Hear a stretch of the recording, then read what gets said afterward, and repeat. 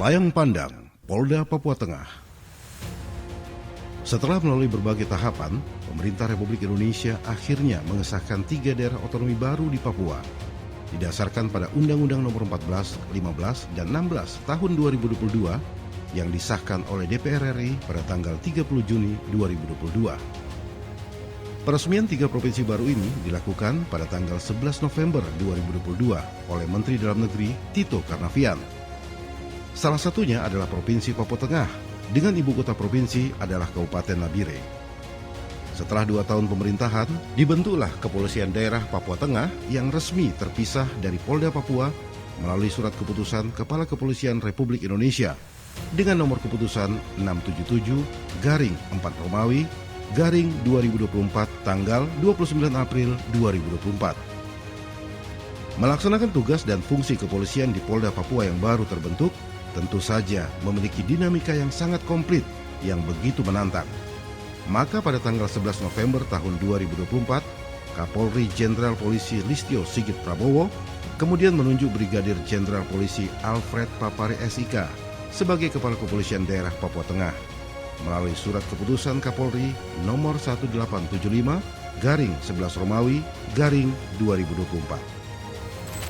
Polda Papua Tengah yang tergolong tipe B ini menaungi 8 kabupaten wilayah hukum, yaitu wilayah Polres Nabire, Polres Dogiai, Polres Deyai, Polres Paniai, Polres Intan Jaya, Polres Mimika, Polres Puncak, dan Polres Puncak Jaya.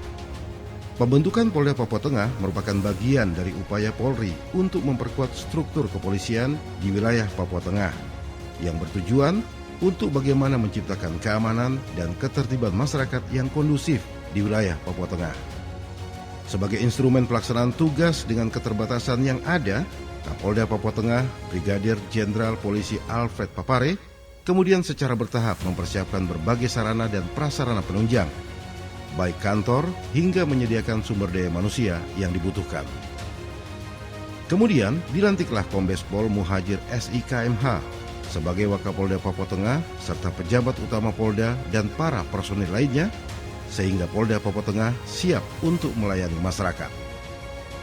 Lahir di tengah tahun politik tentu menjadi pekerjaan ekstra bagi jajaran Polda Papua Tengah guna mengawal dan memastikan pelaksanaan agenda nasional tersebut berjalan dengan aman dan lancar. Rangkaian pengamanan pun dilakukan, mulai dari tahapan pengamanan calon kepala daerah, pengamanan penyelenggara, pengamanan kampanye, pengamanan distribusi logistik, proses pemungutan suara dan perhitungan suara, hingga pelaksanaan pleno oleh Komisi Pemilihan Umum, baik di tingkat provinsi maupun kabupaten, serta melakukan pengamanan dalam menghadapi putusan Mahkamah Konstitusi. Memiliki wilayah hukum yang rawan tindak kriminal maupun gangguan keamanan dari kelompok kriminal bersenjata yang kerap melakukan teror, tentunya menjadi tantangan tersendiri bagi Polda Papua Tengah dalam menciptakan Kamtibmas yang kondusif demi terselenggaranya pemerintahan di Provinsi Papua Tengah. Beberapa gangguan Kamtibmas yang menjadi atensi Polda Papua Tengah yaitu menyelesaikan konflik yang terjadi di wilayah hukum Polda Papua Tengah, baik yang terjadi di Dogiai maupun Puncak Jaya. Hal ini menjadi perhatian khusus Kapolda Papua Tengah, Brigadir Jenderal Polisi Alfred Papare, yang turun langsung ke daerah konflik, berkoordinasi dengan pemerintah daerah, tokoh agama, tokoh adat, dan masyarakat untuk melakukan langkah-langkah penyelesaian konflik yang terjadi. Adapun beberapa langkah yang diambil Polda Papua Tengah dengan melakukan komunikasi dan menjadi mediator antara kedua kubu yang terlibat konflik dengan pendekatan preemptif persuasif dan preventif, yaitu melaksanakan razia senjata tajam secara bertahap pasca konflik yang terjadi di Kabupaten Puncak Jaya.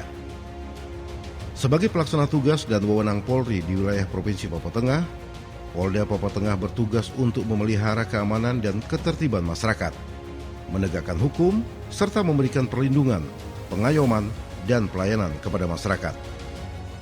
Memiliki konsep komunikasi untuk kenyamanan merupakan landasan pelayanan yang mengutamakan interaksi efektif, terbuka, dan penuh empati antara kepolisian dan masyarakat, dengan tujuan memberikan rasa aman, kepercayaan, dan kepuasan kepada masyarakat.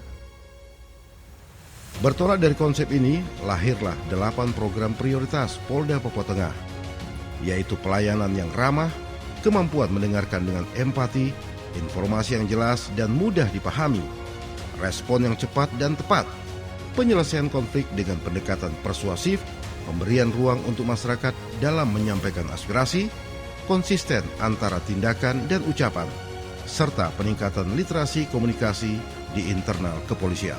Sehingga dengan menerapkan komunikasi, memberikan kenyamanan dalam setiap aspek pelayanan.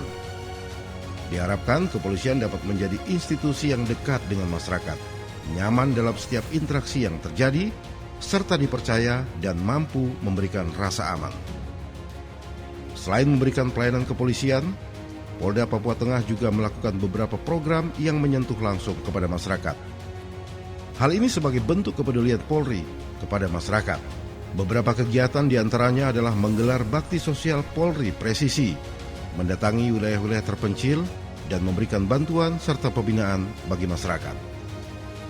Memiliki kepedulian terhadap lingkungan, Polda Papua Tengah bekerja sama dengan masyarakat melaksanakan aksi bersih-bersih sampah di lokasi yang berpotensi menjadi objek wisata yang ada di Kabupaten Nabire.